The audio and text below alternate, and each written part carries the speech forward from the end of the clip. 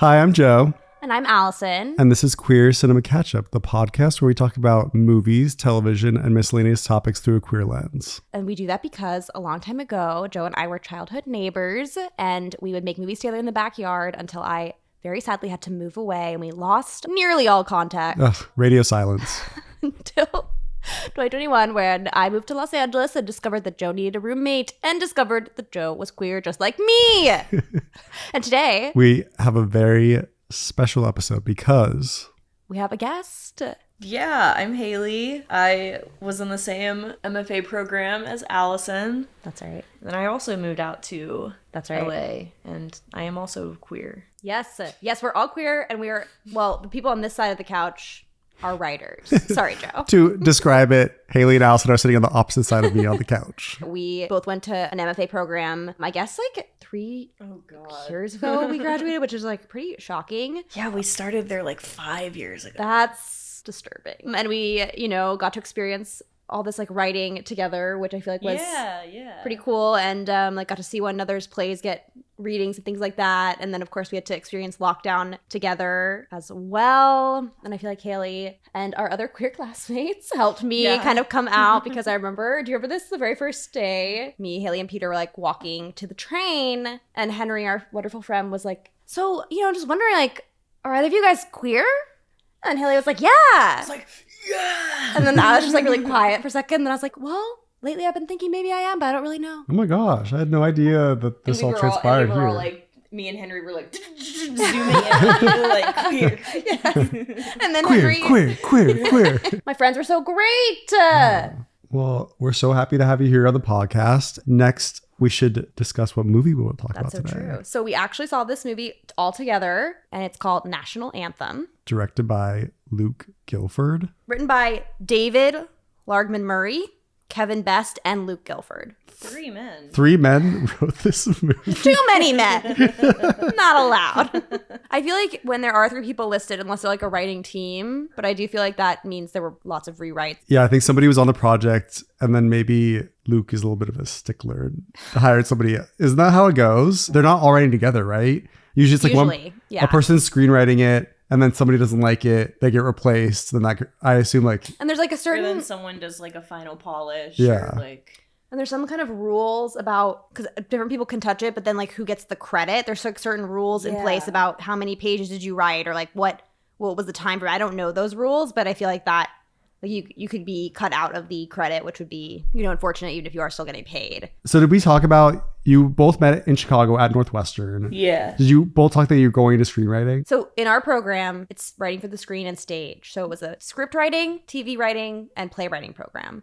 And certain people came in as playwrights and certain people came in as screenwriters, and you would have to do both, but you kind of had your identity. And we both were like, we're screenwriters. Yeah. I feel like the program did make me kind of see I could be a playwright as well. Yeah, the same for me. Were you like already a movie lover? That's why you got into it? Yeah, TV was my main thing. TV is your vibe. When I think of Haley, I think of Breaking Bad. No. And Martin Scorsese. Haley made me really just sound does. like such like a like edgy film bro. Like, where's my like Pulp Fiction poster? Like, Hey, I had a Pulp Fiction poster in college. I cringed thinking about that. What's your favorite Martin Scorsese movie? Taxi Driver. Oh, I love that movie. I've never seen it. Martin Scorsese deep cut that's really good. After Hours. I want to see that. That's like the 80s really comedy, good. right? Yeah, it's like a dark satire. I'm putting it on our It's list. it's really funny. Yeah. Okay. Breaking Bad, Martin Scorsese. That's what got you into movies? Well, I grew up like watching movies with my dad, all the classic like dad movies. What are some of the classic dad movies? I want to see if they align with my dad's I mean, movies. absolutely Goodfellas. I mean, yeah, Goodfellas. He also would just watch any kind of like generic war movie, any kind of like a World War II movie. Saving Private Ryan. Yeah, like I don't know why he was watching these movies with his like 8-year-old daughter, but I love that. He was like, seems like this is something she'd be interested in. I think that's really cool, because I feel like my dad loves those movies too, but he kind of like, when we were older, like in high school, he'd try and get us to watch them, but it was like too late. You know what I mean? We were like, no, Dad, no. So it's like kind of nice that he introduced it to you when you were young. And like, yeah. So I've always really enjoyed movies, and then I got really into television. And I always wanted to be like a writer. That was my big thing, like before getting into movies. Strictly for the screen or like prose also? Prose, yeah. Which I still do, but... Have you written a book?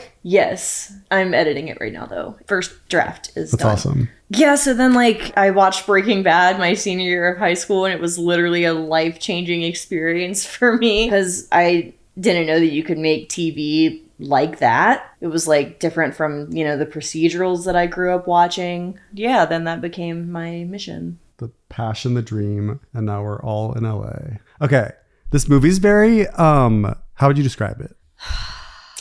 Like a coming of age montage. Montage, that's a great word. Montage. I was going to say nebulous. Nebulous. That's good. With a lot of movies, I categorize them as like, these are feelings-based movies or these are like plot-based movies. Ooh, that's but cool. with this movie, I feel like I have a third category where it's just kind of like Vibe-based. Vibe-based. Wait, so feelings, thoughts, and now vibes? vibes. I mean, I think it's easy for me to think of like plot-based movies, but like feelings-based movie, that's a little harder for me. Like All of Us Strangers, I feel like would be... emotional. I can categorize that like as an emotional, like feelings-based movie. Did you have a chance to see All of Us Strangers? No, but I know of it. So when I was talking about the 3 different categories of like feeling-based, idea-based, vibe-based, as we described for National Anthem, I'd be curious, and I love when Allison does like her own version of the plot, just because this is a little more montagey. I'd be curious to kind of hear your plot description of it. So I would say National Anthem centers around a quiet, repressed 21-year-old man who lives at home with his mom and little brother in a trailer. And wait, is it a trailer? No, in a small house. Mm-hmm. And he secretly hopes... trailer qualities. To... So you're getting 8 Mile confused. We did just watch 8 Mile as well. Recently. Coming soon, an 8 Mile and Rocket Man double feature.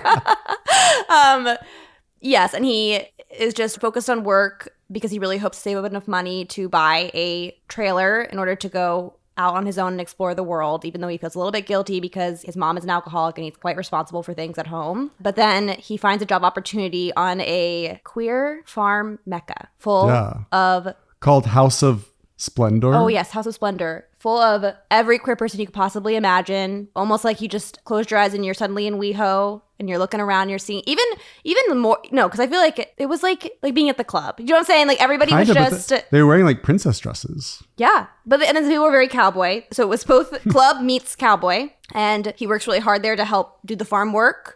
For some reason, they need him to work there for a week. I don't know why. And then shooting a denim ad. Yeah. And then over time, he kind of gets socially ingrained in the group and has a strong attraction to a trans woman who lives on the farm named Sky. And the movie kind of follows him as he sort of steps into his queer identity and explores a open relationship with Sky. There's also some rodeo that's kind of thrown in there. Just tossed in there. The second half is so much harder to describe plot-wise.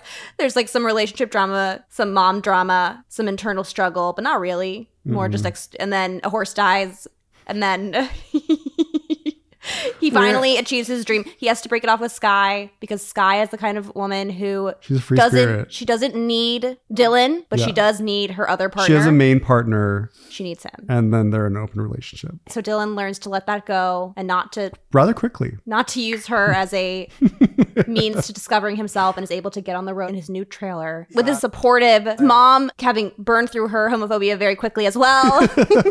And they can all be together in the end, listening to the national anthem sung by all the queer people of this Western fictional town with the American flag and the pride flag waving beautifully in the wind. Yes. Well, the synopsis on Wikipedia is just a log line. Dylan, a 21-year-old who lives in rural New Mexico and works as a construction worker to help support his little brother and alcoholic mother, joins a community of queer ranchers and rodeo performers. Yep, exactly. Really factual. That's the plot. And from there, I thought we could just we kind of already have alluded to it, but do we have any kind of high level, top level, what's that word? Global? Overarching reaction to the film? Like, yay or nay, did we like it? Well, I'll share this. I came out of the movie. Haley, you and I haven't watched, I don't know if we've watched movies together, but I just like came out of the movie and I was like trying to get a sense of like how you felt about the movie. And I feel like you were trying to get a sense of how I felt about the movie. So I was like, what'd you think? You're like, Sky's really beautiful. And I was like, I was just kind of like, I was like, wow, I don't know, I was kind of falling in love with her. She's pretty. Like, she was pretty hot. And then so I could really tell if it was positive, negative. Like, yeah. And then we both kind of just started nitpicking it slowly, one piece at a time. We all three had kind of a negative reaction to it. Yeah. There were like moments that were so cringy. Like it had a scene where Dylan tells his mom, I need the car tomorrow. I need to like go clear my head and take a drive. It like cuts to him alone, like on the rocks of the desert, masturbating. And it's like this like really elevated, like almost transcendental kind of music. It's like shot in this like supposed to be like, oh my gosh, this is a moment of such like high poetry kind of a thing. And I was like when it looked like the clouds were like parting above him and there was like this angelic light coming down as he was like, jerking it. But he was like pleasuring himself with his penis still in his pants too.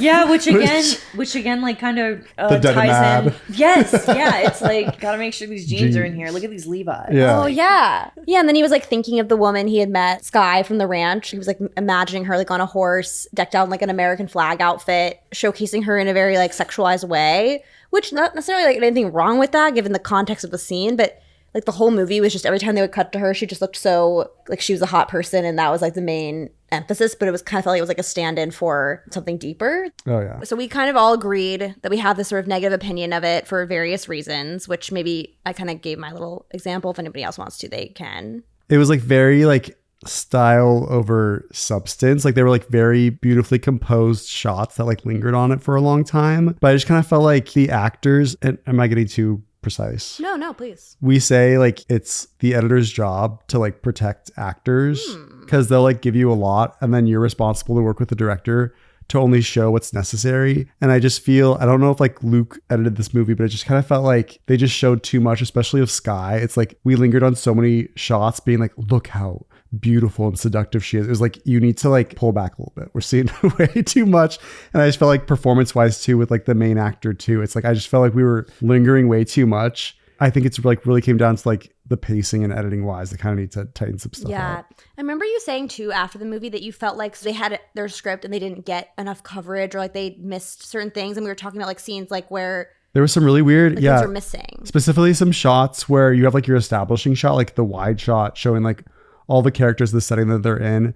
And then you'll usually cut into like the close-up shots or like the medium shots and have like a conversation between the two. But I noticed in some scenes they'd have your establishing shot, they cut to some close-up shots, then they go back out to the establishing shot and like cut between the two of those. When I see that cutting, especially between like the close-up shot and the wide shots, it's like you didn't have enough. It was way too long. You thought you were going to get a oneer out of this. So you had to like cut between the two. Honestly, I don't really notice those things. So I'm kind of shocked that I noticed Even that. though you are a very talented editor. I like to shut off my brain and just enjoy the movie. I think also like the vibe of just kind of lingering on the actors, I feel like would work more if there was any kind of like interiority to the characters that we could like ascribe the lingering to, like oh, what is in this like deep lingering look that Sky is giving Dylan, what is she thinking, you know? But like we don't know anything about her, so we don't know what she's thinking, and it ends up just looking like a, you know, oh, here she is like musing,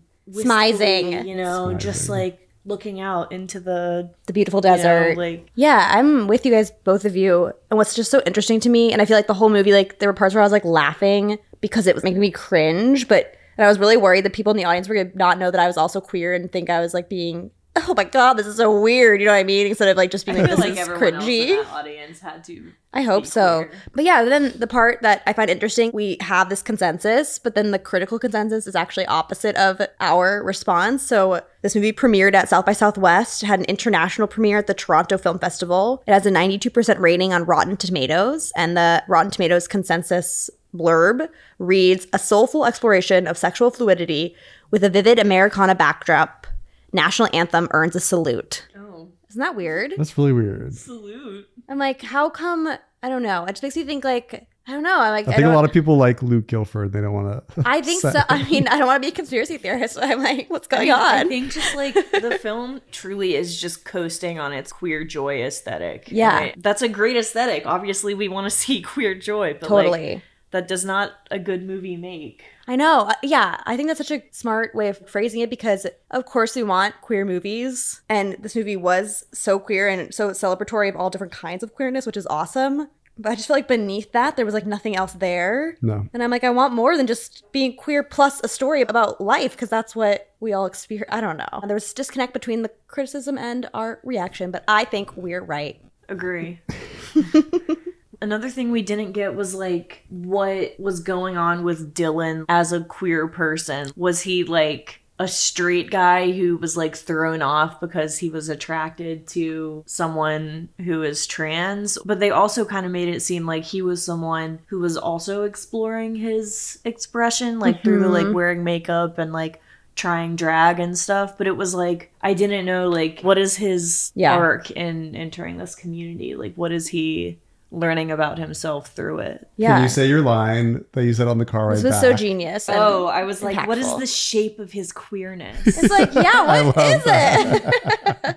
It just seems like there were a lot of these people at the House of Splendor. Is that what it's called? Or is it it almost seems like people were like pressuring him to be like, you need to explore. Like they were like putting it upon him. It's like, what makes you think that he wants to? That he wants to. Obviously, the filmmaker knows him internally and like wants this to happen. But as like an audience person, I'm like, I haven't seen anything where, I guess when he like puts on the makeup and he seems to find delight in that, and then he performs, he does drag, and he seems to be into that. I think it was trying to be, even though there were so many representations of queerness in the film, both like trans people, non-binary people, there were gay men, queer women, like all, you know, just every kind of person was, of all races, like were depicted in this community, which is awesome. But then I feel like with the character Dylan, maybe they're trying to do like something a little bit broader, where it was like they don't want to define the specifics of his journey because then it becomes a more specific story, but instead he's like somebody who's kind of drawn into queerness. Maybe he's gay, maybe he's bi, maybe he's sexually fluid, maybe he has a trans identity. Like it was kind of painting with a broad brush to perhaps resonate with more people, but I think it actually did the reverse for me because it was like too general, too broad. Yeah. To me, like the most interesting thing about Dylan was that he's into Sky. Yeah. So like if that's the most interesting thing about you, then like I would rather just see a movie about Sky. You know, that's so true. You know, like I would rather just watch a movie about a trans woman instead of like this kid, the, like random dude who likes is into her and like sees her as like a symbol of like freedom for his own expression. I hadn't even thought of that, but now that you say that, I'm like, why wasn't this told through Sky's perspective? That's like a much more interesting movie. Oh my God. Remember when this was a part that had me like laughing in the theater when Dylan was like, why are you interested in me? Like, I'm so boring. And I was like, oh. And she's like, you're not boring. You just haven't found your people yet. And that felt like the writers kind of being like, no, I promise. There's something here. He's an interesting guy. Presenting man. It was also interesting about that. This boy is kind of in between two different women, Sky and his mother. And Sky is held up as like perfection, angelic, freedom, like you said. And then his mother, because she's this alcoholic, is kind of keeping him restricted, repressed, under obligation, unable to realize his identity. And it's kind of like the way that women are used in this movie to tell his story. And his mother's sexual freedom is like seen as bad. Yes. Which, like, you know, you probably should not be kicking your child out of your bed to sleep with some random man, but at the same time, the mom, I didn't even put that in this blueprint, but like the mom character really upset me because in the beginning she was portrayed just so villainously, and especially and then given try to do like a heel turn at the end. And then her whole speech to him was just so similar to the speech in Call Me by Your Name that the dad gives about you're young once and you get to explore who you are and be who you are, and that's a beautiful thing, and you shouldn't. Which kind of seems to go against how she was acting at the beginning of the movie. The first scene, she picks her son up and she says something about like how he's like not working hard enough to make money. It like literally set me up to like hate this woman at the very top. It's like, what? He just literally went out to go work. You're picking him up from his job and you're saying he needs to make money? What the hell? And this actor is Robyn Lively. She is the most wonderful person on earth. She's in an 80s movie called Teen Witch. It played on Disney Channel all the time. And there's this famous scene in Teen Witch. Robyn Lively, her friend, is like low in confidence. And she like casts a spell to make her friend more confident. And the friend ends up rap battling with a group of white rappers in the middle of the street. Wait. And the song is called Top That. Top That. I have seen that. If you want to get with me, then you better top that. Wait, the Supersonic overrun. Sounds iconic. She always wished for something special, but she never expected this. Teen Witch, hold on to your broomsticks. That was the ad. It's a great movie. Teen Witch forever. But also we just thought the mom is like a hairdresser that works out of her house. And I feel like that too is like an archetype, like the hairdresser that's all, about partying and she just could never get it together. Is that what I felt they were doing? Do you remember when she was like, it's not my fault that not many people here want to get their hair done? I'm like, well, maybe you should get a different job. Yeah, like, huh? I don't know. I feel like there's other things you could be doing. No. Just like in a movie like Moonlight or even 8 Mile, which we saw recently, like the moms in that movie are not good mothers and cause harm to their children, but like the portrayal is just like more human. You kind of see when they're younger why the child still feels like attached to them. And then too, you kind of see what happens to them and they have their own journeys that happen on screen, or at least like in an authentic way instead of like what happens in this movie where she is just a villain. Wait, so you're comparing 8 Mile and National Anthem? I'm comparing the portrayal of single mothers who have substance abuse issues and relationship with problematic men and the impact that has on their child, saying that those two movies had a more realistic but not uncritical take on that kind of person, if that makes sense. Whereas this movie just kind of felt like a deus ex machina? Deus ex machina? You keep pronouncing things differently than I get confused. Deus machina. Deus machina. I'm not really good at pronunciation. I did not learn phonics. You weren't hooked on them? I'm really... I thought we could talk a little bit about the director, and his name is Luke Gilford. He's a director, writer, and photographer. This is his directorial debut, and before that, he's done some short films, The Future of Flesh and Connected, and some music videos for Blood Orange, Troye Sivan, Christina Aguilera, and Catchup. And we watched a few of these things just before we started recording, including The Future of Flesh, the Troye Sivan song Angel Baby, and the Catchup song Raising Hell. I think knowing that he like directs music videos and like is a photographer primarily, it just explains so much about this movie, and coupled with the fact that it's his debut feature, that explains a lot. To me. I totally agree. And Joe, you said it, like when we were leaving the theater, you were like, I think he's more of an aesthetic person than a story person. There's nothing wrong with being aesthetic is not like a negative quality, but I did wish this movie had more to say. Yeah. And I don't know what he was trying to say, other than juxtapose queerness and like Western aesthetics. Totally. And it's really interesting that you say that because I actually found out that this movie was inspired by a monograph that he created. What's a monograph? I looked it up and I still don't really quite understand what it is. I think it's like a collection of photographs. Okay. It's some kind of like exhibit, right? Oh, that makes more sense. Of like photos he took. Yeah. So did he go like all around the country and collect these photos, or did he have people pose? Or so this is what I found out. This is a blurb from Amazon, actually. Growing up in Colorado with his father and the Professional Rodeo Cowboys Association, filmmaker and photographer Luke Gilford spent his formative years around the rodeo, an American institution that has often been associated with conservatism and homophobia. It was only later when he discovered the International Gay Rodeo Association that he began to see himself as part of a rodeo family. The IGRA is the organizing body for the LGBTQ+ cowboy and cowgirl communities in North America, a safe space for all races and gender expressions. The queer rodeo brings in participants from rural regions all over America for structured educational programs and competitions, facilitating opportunities to hone athletic skills, connection and care for animals, personal integrity, self-confidence, and support for one another. Gilford has spent over 3 years traveling the country to document this diverse and ever-evolving subculture. Shot on medium format film and printed in a traditional darkroom, the work is detailed and rich with emotion and color. The resulting photographs are both personal and poetic, clear testaments to Gilford's intimate relationship to the community. And so that's the origin. Which I've read that his dad was a former rodeo champion and judge.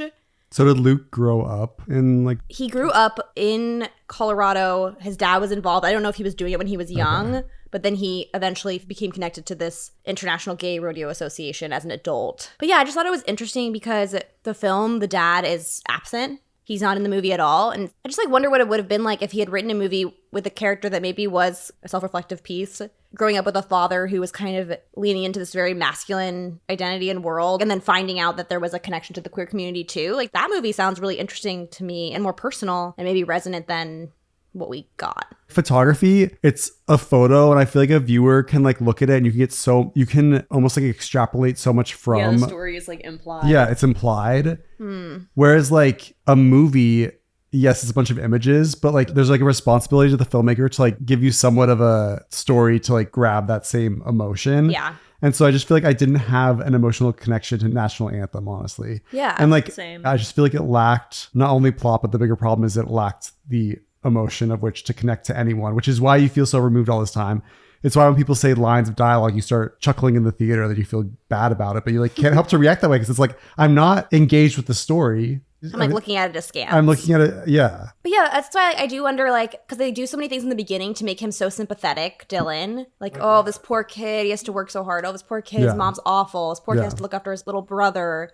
You're supposed to feel bad for him, but it was almost like too much. Too much, yeah. It didn't feel specific. I don't know. That's why I'm like, I wish that the dad had been in it. Yeah. Like, I want the movie about him and the dad. Yeah, it's interesting that you say that. Yeah, I also, like, why choose, especially when it's removed from, like, Luke's real experience. But I'm just, like, wondering, he captures, like, such beautiful people, like, conventionally attractive people. And, like, there's almost, like, this, like, veneer over all these photos. Like, everyone seems, like, unrealistically, like beautifully perfect. And then when I saw a picture of what, like, Luke, I don't want to be attacking him too much, but he's like also just kind of has like this like aesthetic to him that like to tell a story that could first of all like tie him in and then paint him at all in negative light. I don't know if he's like there yet. I mean, I think you're right because he had no negative character traits. And then even in like being very passive, I'm just kind of creeped out by all these reviews are so positive. I'm like, really? There's like no. They're also very like fawning. And it's like we surely the three of us cannot be the only people. We can't be the only three queer people who are like underwhelmed by this movie. Yeah. That's a great way to put it. Underwhelmed, absolutely. Yeah. Wait, I think this is the perfect moment for Haley to share some of the Letterboxd reviews that she found. Oh God. Yes. Yeah, I really just have the two that I really like thought the were one you funny sent me. because like all the other ones are like, this movie had me crying several times and made me feel so accepted, and I was just kind of like, oh my God, like, am I just a horrible evil I don't think person? So. Like, if you are, is this like we're raising hell together? But anyway, the first funny review that I found was like, this person still rated the movie 4 stars, but they were like, beautiful movie, but you just know that house smelled crazy. And I was like, yeah, I know it did. I know there's like all sorts of incense hanging in the air. Yeah. It's grimy, sex smells everywhere, horse shit. Yeah. It was like a Joshua Tree, like what's that Burning Man? They literally vibe. They literally do like an ecstasy yes, retreat. They do in the desert where they're all cartwheeling. Oh and my, shit. that shit I could not handle. What was the other Letterboxd review? This one is more in line with me. It gave it 1.5 stars, and it says, stresses the importance of queer family, then fails to give anyone a personality or even a name. Just 100 minutes of spread queer joy. I know Jonathan Van Ness would love this. Not the JVN. I know. Oh no. But yeah, that review is like really cutting, but it just feels so true to me. I was like, it's one of those ones where you read it and you're just kind of like, that's correct. Yeah. Can we talk about one of my favorite characters in the movies that we haven't mentioned? Carrie, played by Mason Alexander Park. They were probably my favorite character. They had like this Marilyn Monroe bombshell hair. And one of my favorite scenes is after a night of like, at one point Dylan has a threesome with Pepe and Sky, which Pepe was beautiful. I love that man. He was very flat character though. Also, I was really sad the next morning after they have a threesome. Dylan's like in bed. Pepe's in between him and Sky. Like Dylan reaches over to like box him out to touch Pepe, and Pepe like switches him away. Which was so fucking mean. So then, so young. Yeah, he's 20 or 21. Yeah, and super young. They like have him do mushrooms, and they're like, now we're gonna hook up. They didn't even tell him that he was doing drugs. Not okay at all. Yeah, they were like forcing him to explore without his consent. I'm sure, like, he would have gotten there. So funny if he was just like this random straight guy that they all just like adopted and like were trying to like force queer. Honestly, I would love that movie. Boomer Nightmare with like. I'd rather watch that movie. That'd be really interesting. Would be terrified of that. Yes. Look what the queers are trying to do. But there's this wonderful scene where after Dylan gets swatted away by Pepe. He's out in the hallway. How would you describe Carrie? Okay, you know, in Happiest Season, the Dan Levy character is kind of like the magical gay friend who like speaks wisdom. Yes. Literally. They gave the best pep talk. They gave the best talks. And they'd be the kind of person that their dialogue would be like, hey, buddy, how you doing? Yeah. Like, they'd kind of say that kind of stuff. So Dylan comes out. And Carrie's like, you know, you could stay here as long as you want. And then Dylan's like, really? He's like, I don't feel really welcome here. And then Carrie's like, well, actually, it's not really my place to tell you if you can stay or not. It's like, what? It's not your house. Just And then Gary's like, hey, do you want to come out and take my wig for a walk? And he's like, I'd love to take your wig for a walk, which was hilarious. Then they go out, they're like walking, and it almost looks like the Grand Canyon, but it's not. Yeah. Carrie kind of like, again, like another time where queerness is kind of thrust upon him. Carrie just take off their wig and put it on Dylan and just kind of like shove it on his head. It's very weird. It was odd. It's odd. But I will say the part of the movie that actually genuinely did move me and I thought was nice is later on after Sky's childhood horse dies. It gets scared. That was another crazy, like, out of left field plot thing that... They're walking the horse in the night. We're describing the scene out when the horse dies. Yes. They're walking out at night because why? Did they kiss in the rain or something like that? This is the part that I feel they were, very like, strange. out on a ride together. Sky and Dylan sat looking out at the beautiful New Mexico desert. And Sky was like, I love this horse so much. It's my childhood horse. And this horse has been through hell with me. And if anything were to happen to this horse, I'd be devastated. It would destroy me. But this and then really, in the very next scene, it's like, oh, horse is dead. This really weird thing happened though, where like I feel like the whole movie Sky seemed very like go along to get along. Dylan was like, "There's caves back there." Like I feel like he was trying to be like, "Let's hook up," and Sky was like, "Well, we shouldn't be out after dark." Like suddenly she was being very like, yeah. Suddenly she was like, "Well, Pepe doesn't like it when I do this." And I was like, Since when have you cared?" Where I was like, "Is Pepe gonna be like a more like antagonist?" I thought I like, kind of would have been interested in that. Like sketchy towards Sky. Like it felt like they were kind of hinting at like some sort of weird possessiveness that he had over her. But then the narrative was kind of like, but they need each other, so it's okay. And I was like, oh, all right. Do Dylan and Sky have like sex, or are they just like staring romantically? No, out they had the... sex. They had sex. Yeah. Without Pepe. Yeah, just the two of them. And then they go to the rodeo in the hay together. They literally rolled in the hay. Yeah, they literally rolled in the hay. And then remember, they also had to like make it clear that she's post-op. Yeah, that was that also.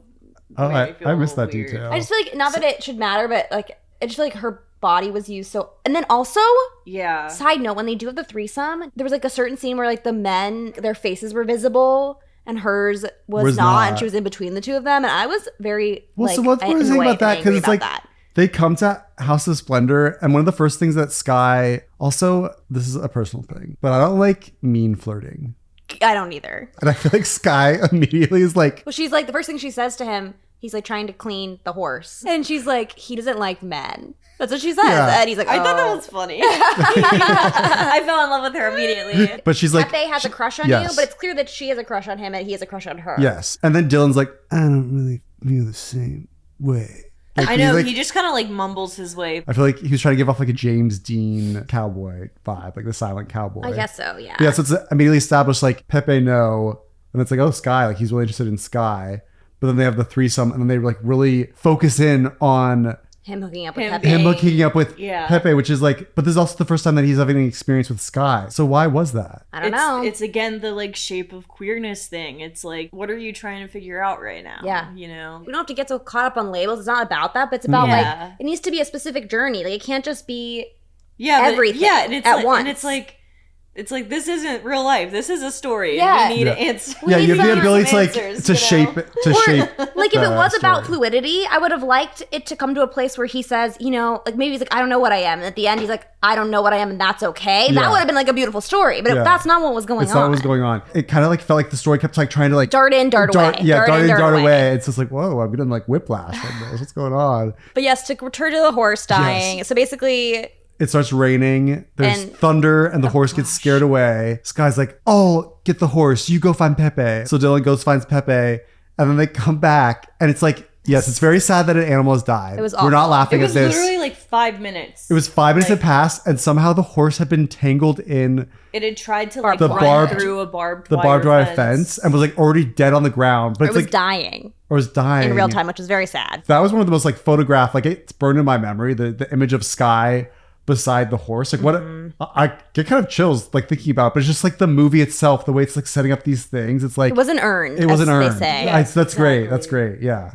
I feel like I'm back in my MFA program. You gotta feel earned. Yeah. You gotta earn it. And so maybe that's just why our reaction is so intense about this, is just because style-wise it just seems so like sharp. Yeah. But then there's just like elements that are missing. Yeah. So it's like you're like putting way too much weight into column A when you should have also like filled some stuff up in columns B and C also. Yes, that's a good way of saying it. But yeah, the reason I brought that up was because then it was followed by, so Pepe and Sky have this moment with the horse that they both love as the horse is dying, and Dylan feels obviously extremely guilty and like rushes back to the house, and then he's like out on the porch, and then sweet Carrie's out there again. Carrie's like, I thought how you doing, buddy? I don't think they ever say buddy, but that's the vibe. I just think that's the vibe. And Carrie says to Dylan, I thought you looked cold, and brings Dylan a blanket, and then they start talking, and Carrie's like, it's not your fault, and you can stay here. It is pretty clearly somewhat Dylan's fault that this happened. Yeah, this is true. Like, he is kind of responsible for the horse getting scared, not gonna lie. So what I liked about that moment was Carrie was saying to Dylan, like, you can't use your love for Sky as a way to like go through your own journey. You have to do it yourself. And so maybe staying here is good for you, but maybe it's not. Maybe you have to strike out on your own. I think it's really bad.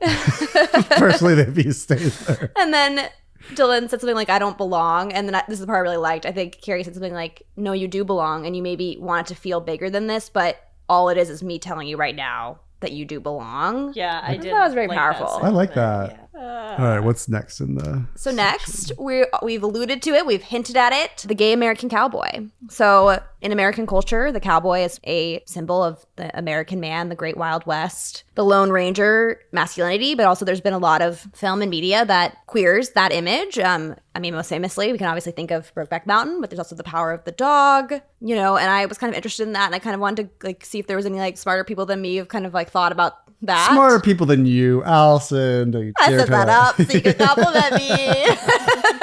But this person probably is smarter than me. And Hannah Klempnauer Miller wrote a paper in 2021. I'm assuming she's probably like a PhD student or maybe a professor. It was called Out West, The Queer Sexuality of the American Cowboy and His Cultural Significance. The paper was talking about how when Brokeback Mountain came out, there was like a lot of criticism saying it was sort of anti-American. One critic wrote the film was a mockery of the Western genre embodied in every movie cowboy from John Wayne to Gene Autry, thank you, to Clint Eastwood. I can't think of a more effective way to alienate most movie-going Americans than to show two cowboys lusting after each other and even smooching. There was like this strong conservative backlash at the time in 2005. I knew I was gay in 2005 and I was deeply in the closet. I refused to even acknowledge that Brokeback Mountain existed. To even glance in the direction of a poster, people would connect. Wait a minute. He's looking at the poster. He's gay. Meanwhile, at home, you're like sitting on the family computer, like taking a quiz, like, am I gay? Like, and the quiz is like, yeah, you're gay. You're like, fuck. You give up and then you go on Napster and download Barbie Girl. Is that just my experience?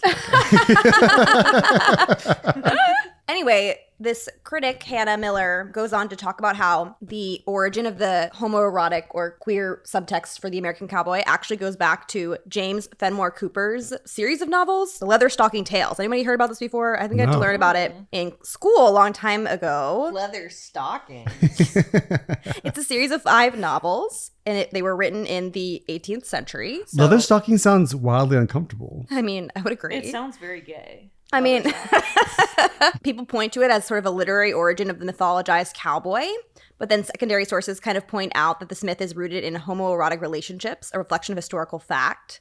And basically, they said that one of the main relationships in the book is between the protagonist, and this name maybe you've heard from high school English class, Natty Bumppo. Anybody? Natty Bumppo? Oh my gosh. Allison gets so excited whenever she gets to talk about English class. Well, Natty Bumppo is the main character and kind of the origin of like the country person, I think. I'm pretty sure, if I'm remembering what Mrs. Yulin taught me back in the day.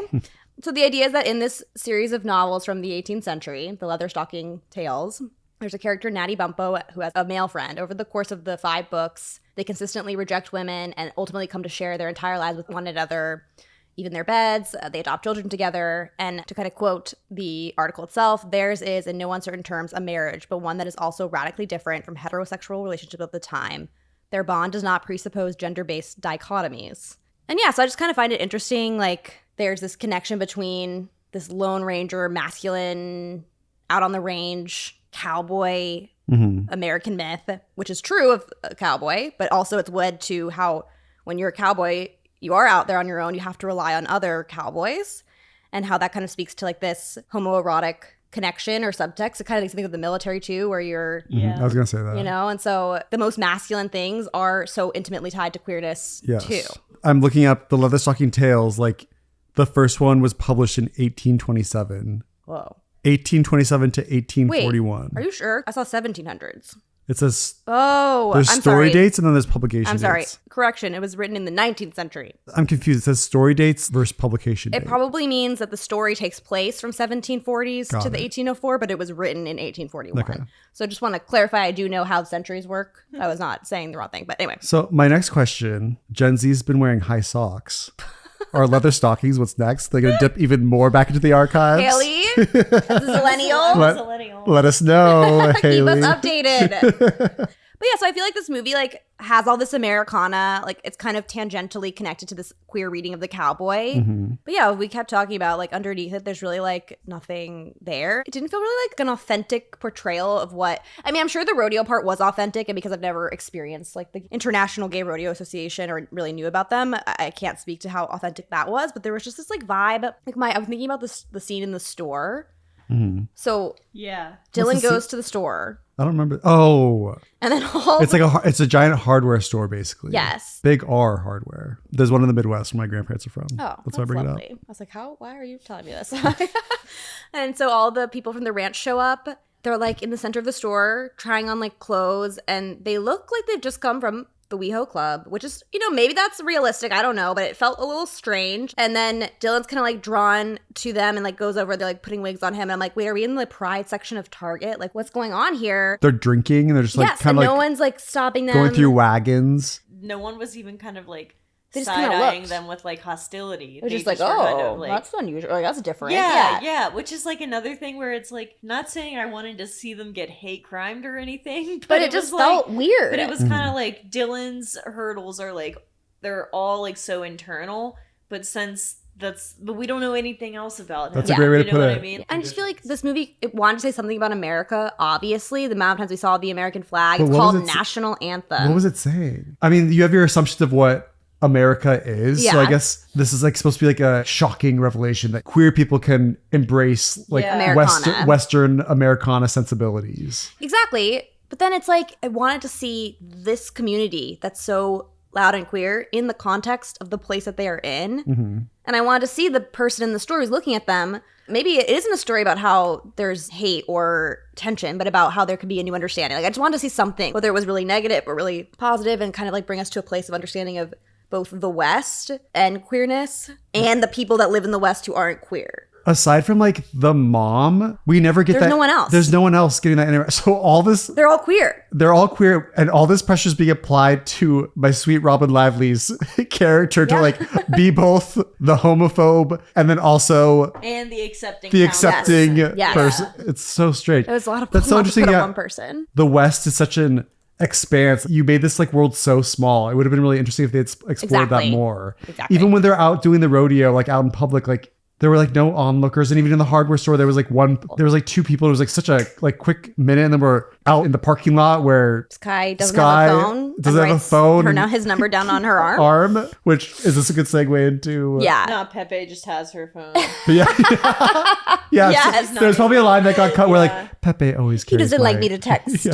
Anyone without his permission. Which, like, who the hell's Pepe? Who the hell's Scott? Like, it's just like all these characters. It's where do they come from? What's their story? This ranch? How is he finding this ranch? Great question. And then there's also something too with like Dylan's amongst all these men who speak Spanish. Dylan can't speak Spanish. He doesn't know any Spanish. Doesn't know any Spanish. I was like, you need to know it. Pepe's like picking up these men, which kind of was reminding me of like the concept of like cruising or like picking. There's like something to that. Oh, interesting. Also, I don't know what they were like saying about that, but Pepe, it was like, oh, he's like a little more open minded when I realized he's like at this ranch and not only like is taking these men to the ranch, but he like owns it partially. A question mark. I don't know who owns this ranch. But then he's like again like kind of closed minded again of like he's this authoritative figure that limits Sky and what she can and cannot do. It was all really confusing. And no, that's so true. And it does lead us perfectly to our last serious segment, which is called the Manic Pixie Dream Girl, which was what Sky probably was.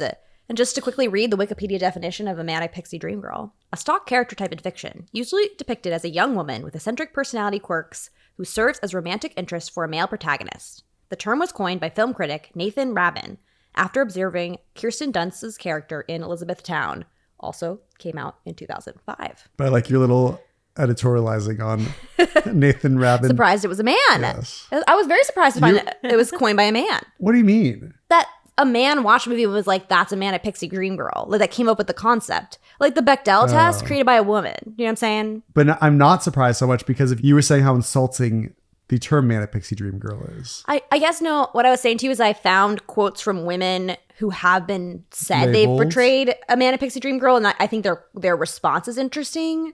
But I didn't independently really think that critically about the term. I've like used it pretty uncritically, been like, yeah, manic pixie dream girls. They be in films and that'd be bad. It is bad. You I think it's it's bad. I guess just to quickly kind of describe it, I saw a quote from Zoe Kazan when she was doing press for her movie Ruby Sparks, which is a movie about a writer who is literally dating a woman. He literally is writing in real time. He's the character writer. She expressed skepticism over the term. I think to lump together all individual, original, quirky women under that rubric is to erase all difference. Then in 2012, Slate's Aisha Harris said, critiques of the manic pixie dream girl may have become more common than the archetype itself. Filmmakers forced to become, quote, self-aware about such characters, and the trope has largely disappeared from film. And then in 2002, which is, earlier than 2012, that's fine, Zooey Deschanel rejected the label that's followed her since she appeared in the movie 500 Days of Summer. Free her.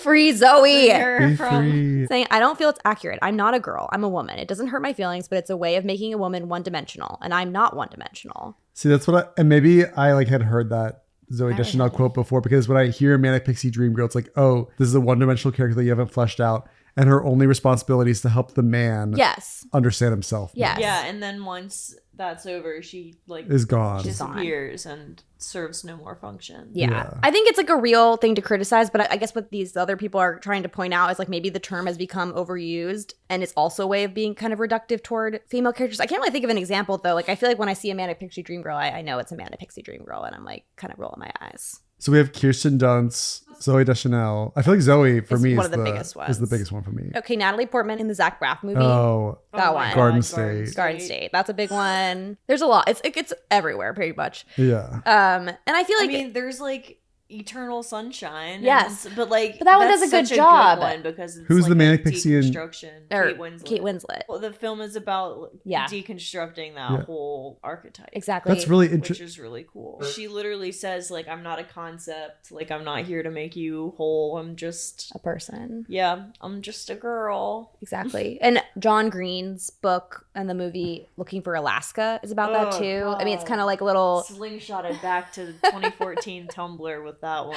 Is that a good book? It's a John Green book. So I've never heard of John Green. He writes like, sweet young adult fiction. In that book, it's like a boarding school, and this boy kind of falls in love with this mysterious bad girl who's definitely a manic pixie dream girl, and then she disappears or possibly dies.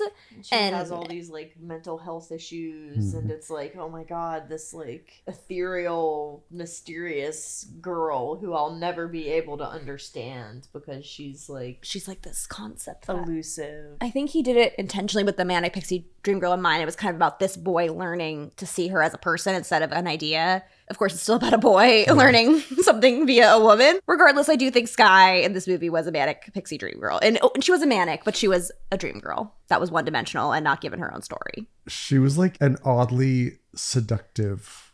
She was very seductive.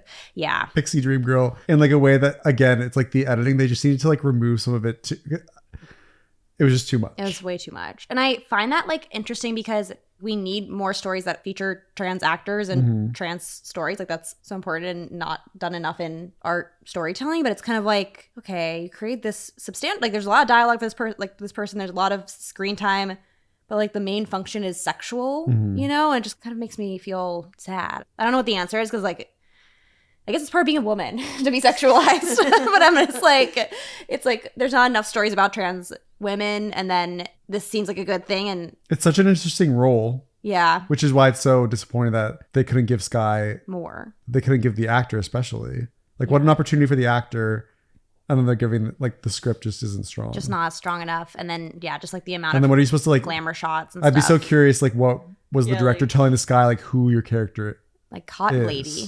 Yeah.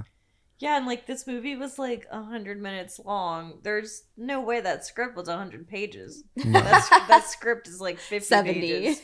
That was and then optimistic. Like 20, and then like they fluffed it up with some montage. And they did, I think, try and call out the Manic Pixie Dream Girl thing by having Carrie say to Dylan, yeah, but you also can't like use it's her. not enough, but it's not. It's like it doesn't excuse what's going on.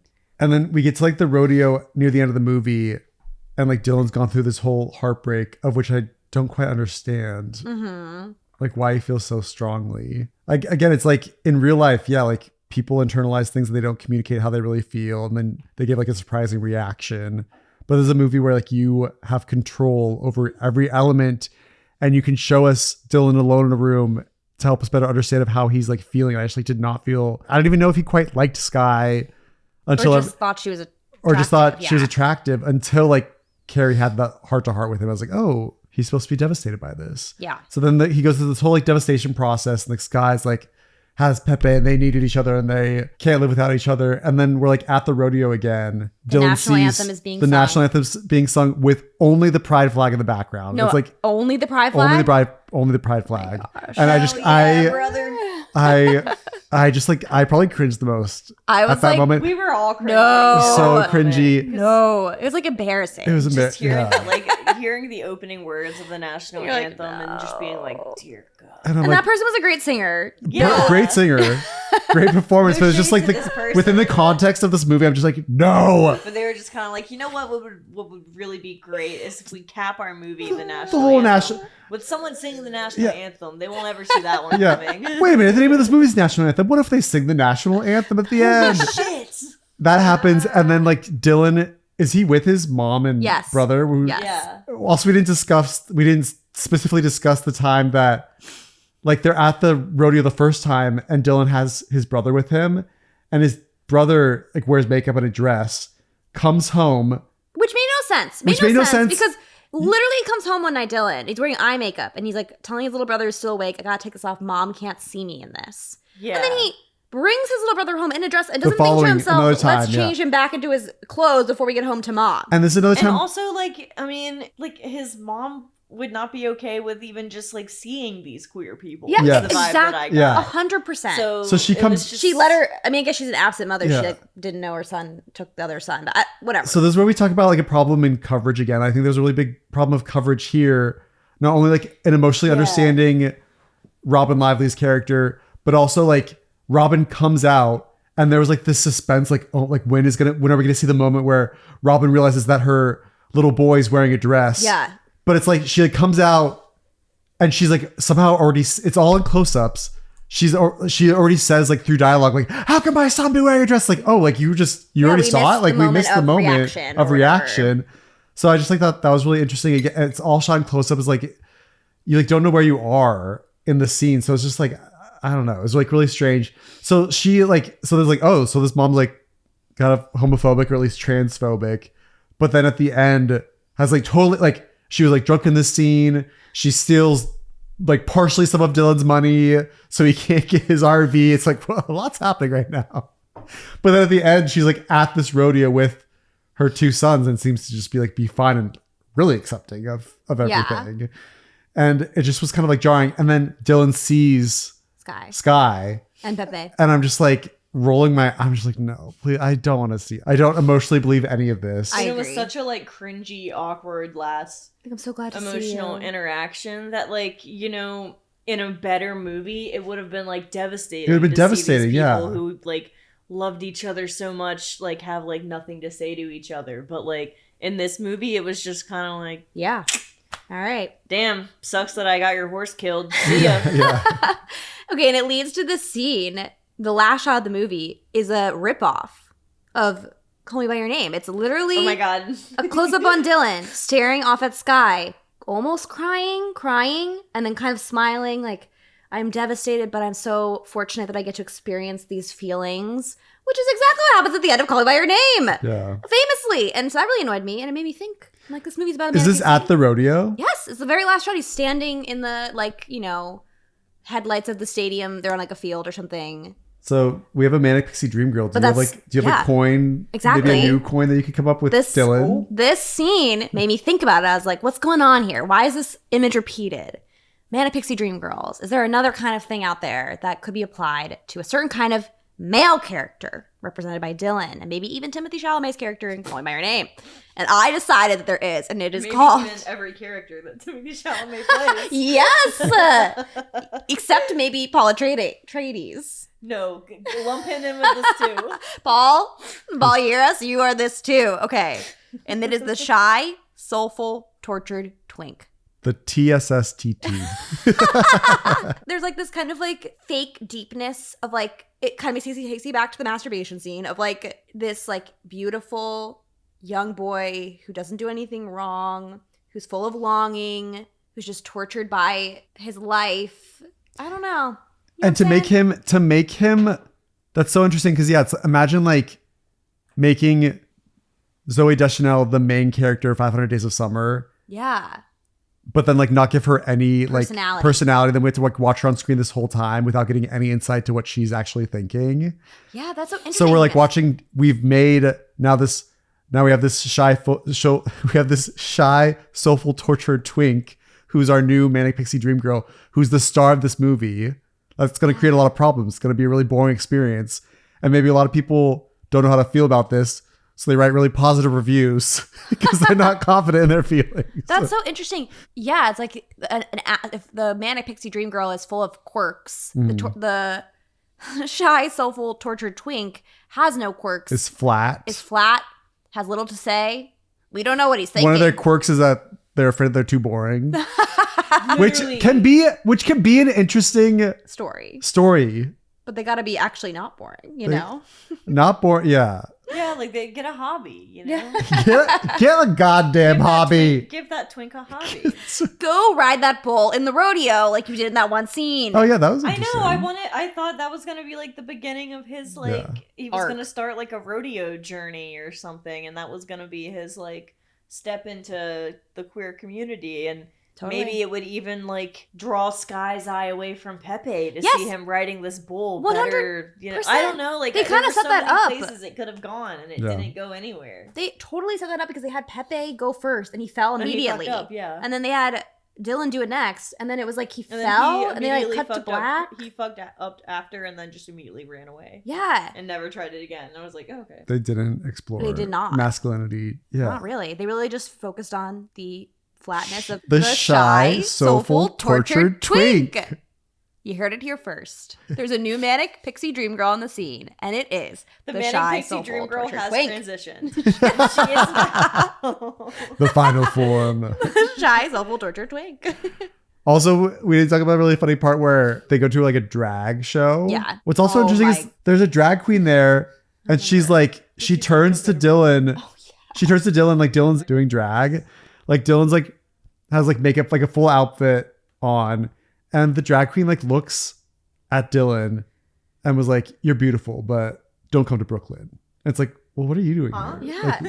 Like, does nobody actually live here? Well, that was the part I was like, so is this actually about rural people? Like I was just kind of like, it didn't seem like it was. I was like, I feel like people should go to Brooklyn. I feel like they'd have a great time. Yeah. Like they seem to be of the city more than they like. I would be much more interested in a movie that's like, okay, there's queer people living in the West in rural America, and you know, how is their identity tied to that rural community? Like, are they the same as someone who's like living in West Hollywood? No, like they probably have a different like aesthetic, a different like way of being, a different relationship to queerness. And I just like I want to know about that. Mm-hmm. I'm interested. Yeah, I want to see a movie about that. Anyway. I would too. But anyway, it leads to the next scene. Carrie is actually singing. Oh, so Carrie's performing, and they say, "Now I'd like to have my beautiful friend who has a beautiful voice come up and sing." And Sky comes up and proceeds like to sing an entire like Patsy Cline song. The entire song. I'm like, why do we have to watch this whole goddamn thing? And then after the movie, Allison's like, I was complaining about it, but then Allison's like, yeah, but Sky has a beautiful voice. I was like, she was lip syncing.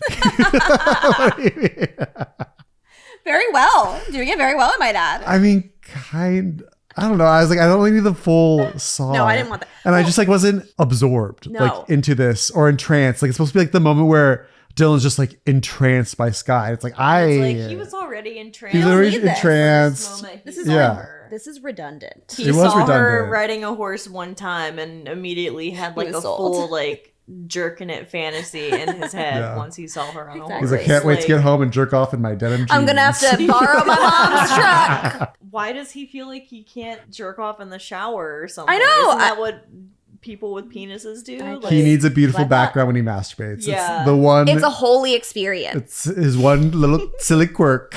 Nothing sexier than some mountains. All right, so we are basically almost at the end of our episode, but and what a fun ride it's been. It's been so fun. We've been on the horse. I feel like we've all been riding a bull at separate places, and we're all, but we're all convening in the same place. Rodeo. We're all welcome to the rodeo. We're at the queer rodeo together. Get the pride flag up. Who's singing the national anthem? We'll sing in unison. We'll lip sync. Haley, thank you so much for coming on this podcast. How's your experience been? Having me. It was amazing. 10 out of 10. Queer Cinema Catchup is a podcast where we talk about movies, TV, and miscellaneous topics through a queer lens. I'm Joe. And I'm Allison. And you can find us on YouTube, Instagram, TikTok, Letterboxd, sometimes Snapchat. And please email us your thoughts. Maybe if you really loved this movie and you think that we're crazy, you could email them to queercinemacatchup@gmail.com. And if you'd be so lovely to write us a review on Apple Podcast, we'd also love that. I want to hear your thoughts on who out there is one of the shy, soulful, tortured twinks. I think there's an army of them. And, we've talked about how the armies are kind of homoerotic. So please give me your thoughts about that. Yeah. Haley, any parting words? It's a great day to be gay.